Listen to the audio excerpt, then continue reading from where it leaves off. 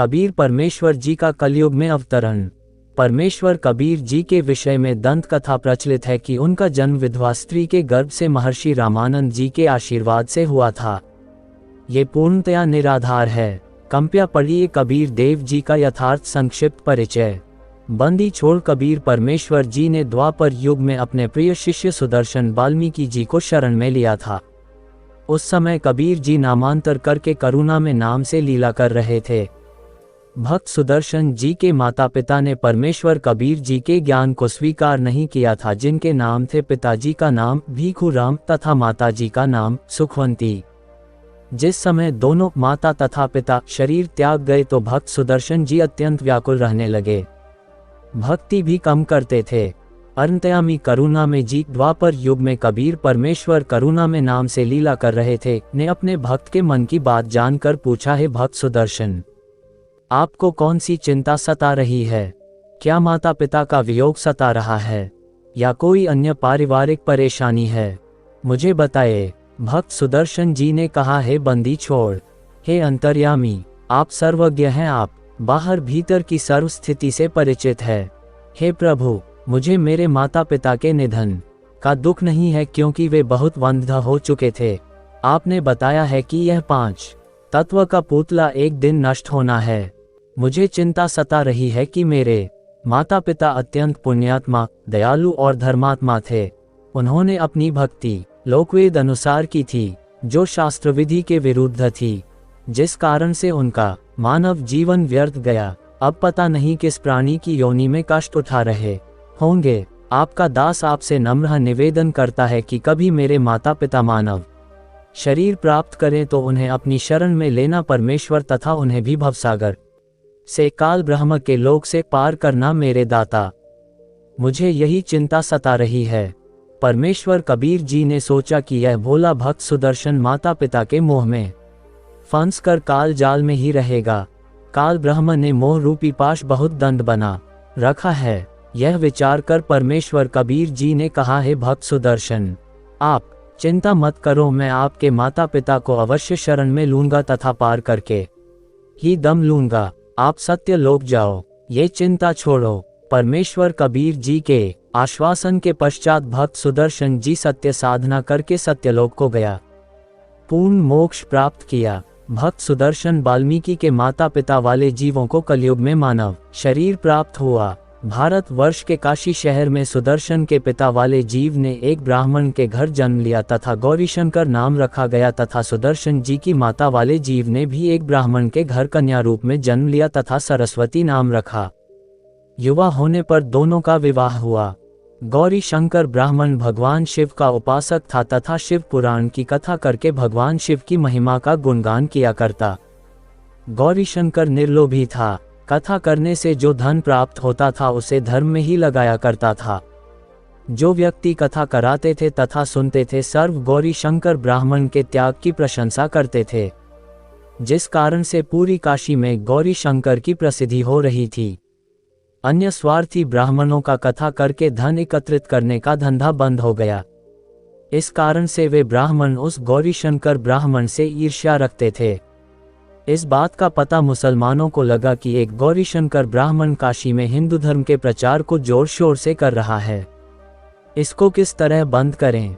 मुसलमानों को पता चला कि काशी के सर्व ब्राह्मण गौरीशंकर से ईर्ष्या रखते हैं। इस बात का लाभ मुसलमानों ने उठाया।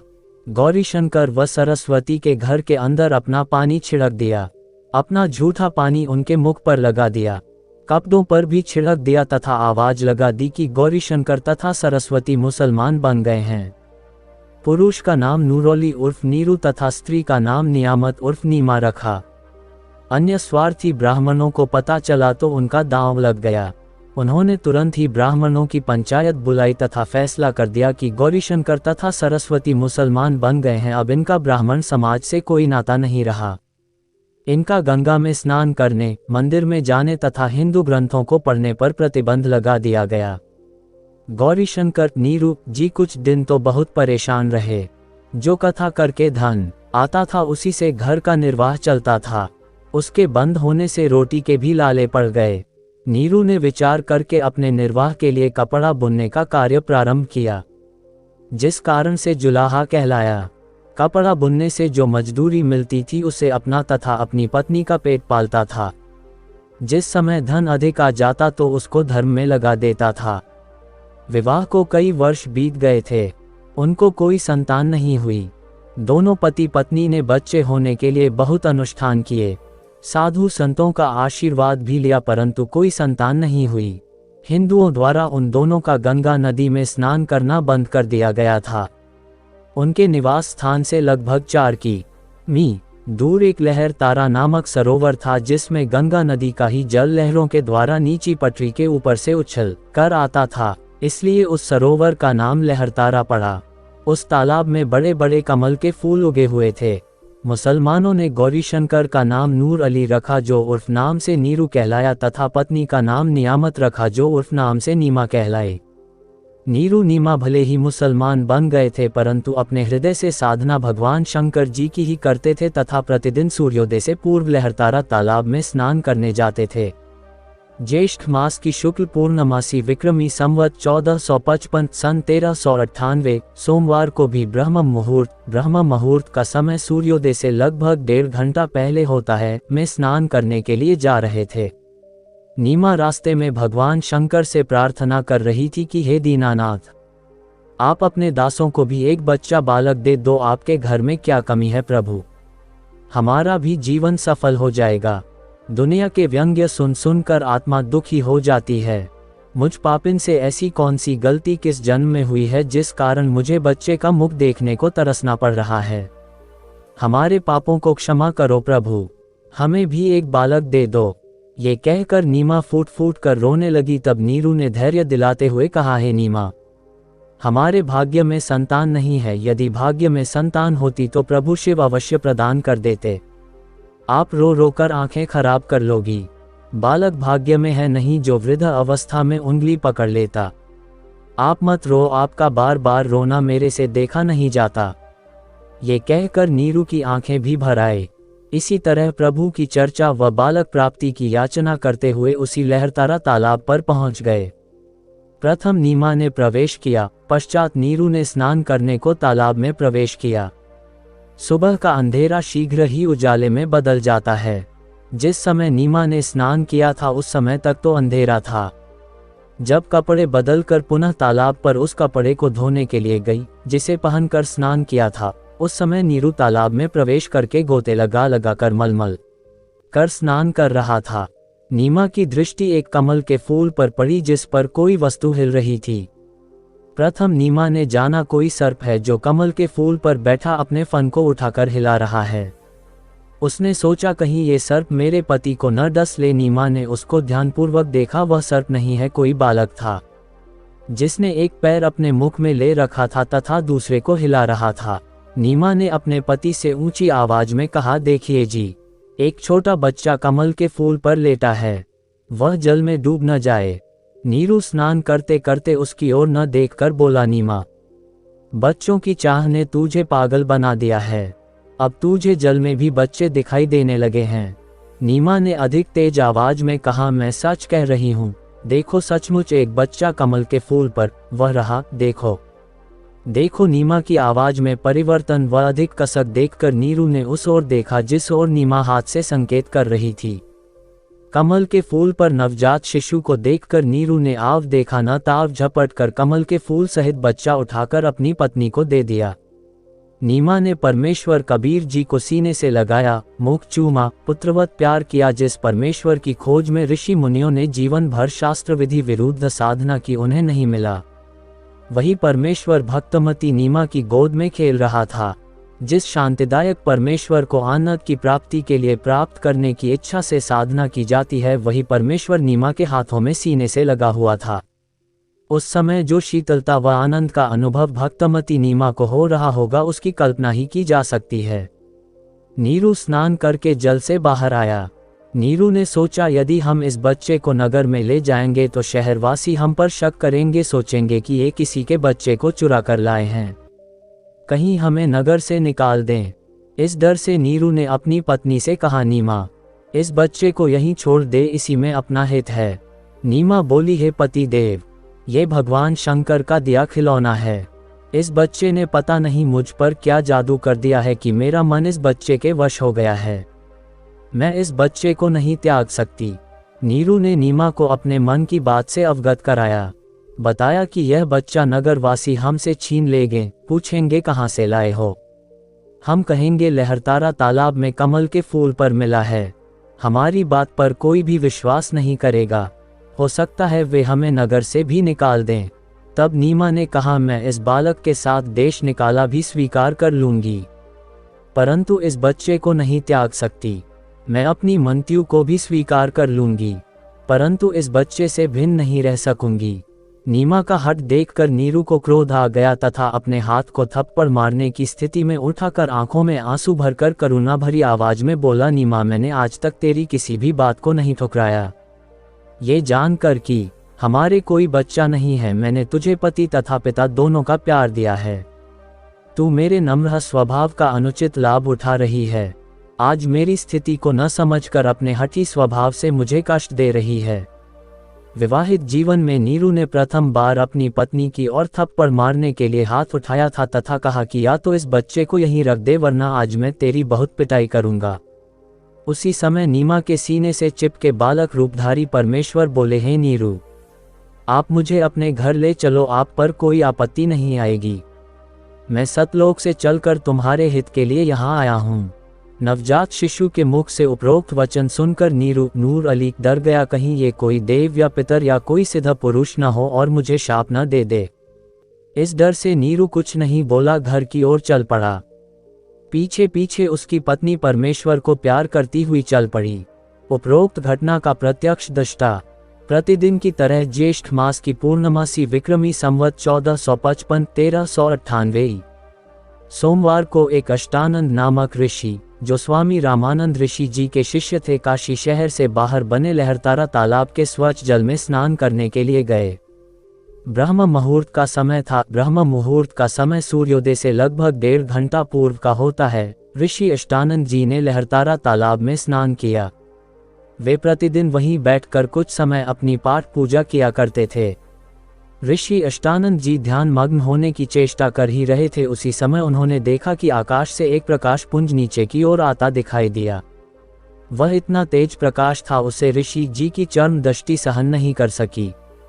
जिस प्रकार आंखें सूर्य की रोशनी को सहन नहीं कर पाती, सूर्य के प्रकाश को देखने के पश्चात आंखें बंद करने पर सूर्य का आकार दिखाई देता है, उसमें प्रकाश अधिक नहीं होता। इसी प्रकार प्रथम बार परमेश्वर के प्रकाश को देखने से ऋषि जी की आंखें बंद हो गई। बंद आंखों में शिशु को देखकर फिर से आंखें खोली।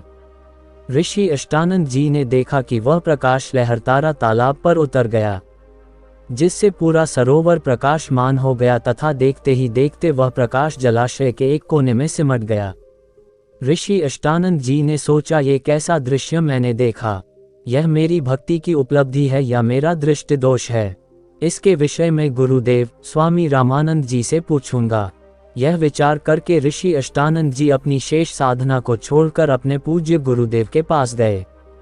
स्वामी रामानंद जी को सर्व घटनाक्रम बताकर पूछा, है गुरुदेव, यह मेरी भक्ति की उपलब्धि है या मेरी भ्रमणा है? मैंने प्रकाश आकाश से नीचे की ओर आते देखा, जिसे मेरी आंखें सहन नहीं कर सकी। आंखें बंद हुई तो नवजात शिशु दिखाई दिया। पुनः आंखें खोली तो उस प्रकाश से पूरा जलाशय ही जगमगा गया। पश्चात वह प्रकाश उस तालाब के एक कोने में सिमट गया। मैं आपसे कारण जानने की इच्छा से अपनी साधना बीच में ही छोड़कर आया हूँ। कृपया मेरी शंका का समाधान कीजिए। ऋषि रामानंद स्वामी जी ने अपने शिष्य अष्टानंद से कहा, हे ब्राह्मण, यह न तो तेरी भक्ति की उपलब्धि है, न आपका दृष्टि दोष ही है। इस प्रकार की घटनाएं उस समय होती हैं जिस समय ऊपर के लोकों से कोई देव पृथ्वी पर अवतार धारण करने के लिए आते हैं। वह किसी स्त्री के गर्भ में निवास करता है, फिर बालक रूप धारण करके नर लीला करके अपना अपेक्षित कार्य पूर्ण करता है। कोई देव ऊपर के लोकों से आया है, वह काशी नगर में किसी के घर जन्म लेकर अपना प्रारब्ध पूरा करेगा। उपरोक्त वचनों द्वारा ऋषि रामानंद स्वामी जी ने अपने शिष्य अष्टानंद की शंका का समाधान किया। उन ऋषियों की यही धारणा रही है कि सर्व अवतार गण माता के गर्भ से ही जन्म लेते हैं। बालक को लेकर नीरू तथा नीमा अपने घर जुलाहा मोहल्ला कॉलोनी में आए। जिस भी नर व नारी ने नवजात शिशु रूप में परमेश्वर कबीर जी को देखा वह देखता ही रह गया। परमेश्वर का शरीर अति सुंदर था। आंख जैसे कमल का फूल हो, धुंधराले बाल, लंबे हाथ, लंबी लंबी उंगलियां, शरीर से मानो नूर झलक रहा हो। जैसे अंग्रेज गोरे होते हैं इनसे भी अधिक गोरा शरीर परमेश्वर का था। अंग्रेज सफ़ेद होते हैं, परमेश्वर कबीर जी का उनसे भी अधिक सफ़ेद वर्ण का शरीर था। पूरी काशी नगरी में ऐसा अद्भुत बालक नहीं था। जो भी देखता वही अन्य को बताता कि नूर अली को एक बालक तालाब पर मिला है, आज ही उत्पन्न हुआ शिशु है। डर के मारे लोक लाज के कारण किसी विधवा ने डाला होगा। बालक को देखने के पश्चात उसके चेहरे से दृष्टि हटाने को दिल नहीं करता, आत्मा अपने आप खींची चली जाती है। पता नहीं कैसा जादू है बालक के मुख पर। पूरी काशी परमेश्वर के बालक रूप को देखने को उमड़ पड़ी। स्त्री पुरुष झुंड के झुंड बनाकर मंगल गान गाते हुए नीरू के घर बच्चे को देखने आए। बच्चे कबीर परमेश्वर को देखकर कोई कह रहा था, यह बालक तो कोई देवता का अवतार है। कोई कह रहा था, ये तो साक्षात विष्णु जी ही आए लगते हैं। कोई कह रहा था, ये भगवान शिव ही अपनी काशी नगरी को कृतार्थ करने को उत्पन्न हुए हैं। कोई कह रहा था, ये तो किन्न का अवतार है। कोई कह रहा था, ये पितर नगरी से आया है। कर कहती थी कि मेरे बच्चे के विषय में ये सर्व वार्ता सुनकर नीमा अप्रसन्न हो, कुछ मत कहो। हे अल्लाह, मेरे बच्चे की इनकी नज़र से रक्षा करना। तुमने कभी बच्चा देखा भी है कि नहीं? ऐसे समूह के समूह मेरे बालक को देखने आ रहे हैं। आने वाले स्त्री पुरुष बोले, हे नीमा, हमने बालक तो बहुत देखे हैं परंतु आपके बालक जैसा नहीं देखा, इसीलिए हम इसे देखने आए हैं। ऊपर अपने अपने लोगों से श्री ब्रह्मा जी, श्री विष्णु जी तथा श्री शिव जी भी झांक कर देखने लगे। काशी के वासियों के मुख से अपने में से श्री ब्रह्मा, श्री विष्णु तथा शिव में से एक ये बालक होने की बात सुनकर बोले कि यह बालक तो किसी अन्य लोक से आया है। इसके मूल स्थान से हम भी अपरिचित हैं, परंतु बहुत शक्ति युक्त कोई सिद्ध पुरुष होगा। नीरू, नूर अली तथा नीमा पहले हिंदू ब्राह्मणी थे। इस कारण लालचवश ब्राह्मण लड़के का नाम रखने आए। उसी समय काजी मुसलमान अपनी पुस्तक कुरान शरीफ को लेकर लड़के का नाम रखने के लिए आ गए। उस समय दिल्ली में मुगल बादशाहों का शासन था जो पूरे भारतवर्ष पर शासन करते थे, जिस कारण हिंदू समाज मुसलमानों से दबता था। काजियों ने कहा, लड़के का नामकरण हम मुसलमान विधि से करेंगे, अब ये मुसलमान हो चुके हैं। ये कहकर काजियों में मुख्य काजी ने कुरान शरीफ पुस्तक को कहीं से खोला। उस पृष्ठ पर प्रथम पंक्ति में प्रथम नाम कबीरन लिखा था। काजियों ने सोचा, कबीर नाम का अर्थ बड़ा होता है। इस छोटे जाति जुलाहे अर्थात धानक के बालक का नाम कबीर रखना शोभा नहीं देगा। ये तो उच्च घरानों के बच्चों के नाम रखने योग्य है। शिशु रूपधारी परमेश्वर काजियों के मन के दोष को जानते थे। काजियों ने पुनः पवित्र कुरान शरीफ को नाम रखने के उद्देश्य से खोला। उन दोनों पृष्ठों पर कबीर कबीर कबीर अक्षर लिखे थे, अन्य अक्षर नहीं था। काजियों ने फिर कुरान शरीफ को खोला, उन पृष्ठों पर भी कबीर कबीर कबीर अक्षर ही लिखा था। काजियों ने पूरी कुरान का निरीक्षण किया तो उनके द्वारा लाई गई कुरान शरीफ में सर्व अक्षर कबीर कबीर कबीर कबीर हो गए। काजी बोले, इस बालक ने कोई जादू मंत्र करके हमारी कुरान शरीफ को ही बदल डाला। तब कबीर परमेश्वर शिशु रूप में बोले, हे काशी के काजियों, मैं कबीर अल्लाह अर्थात अल्लाह अकबर हूँ, मेरा नाम कबीर ही रखो। काजियों ने अपने साथ लाई कुरान को वहीं पटक दिया तथा चले गए। बोले, इस बच्चे में कोई प्रेत आत्मा बोल रही है।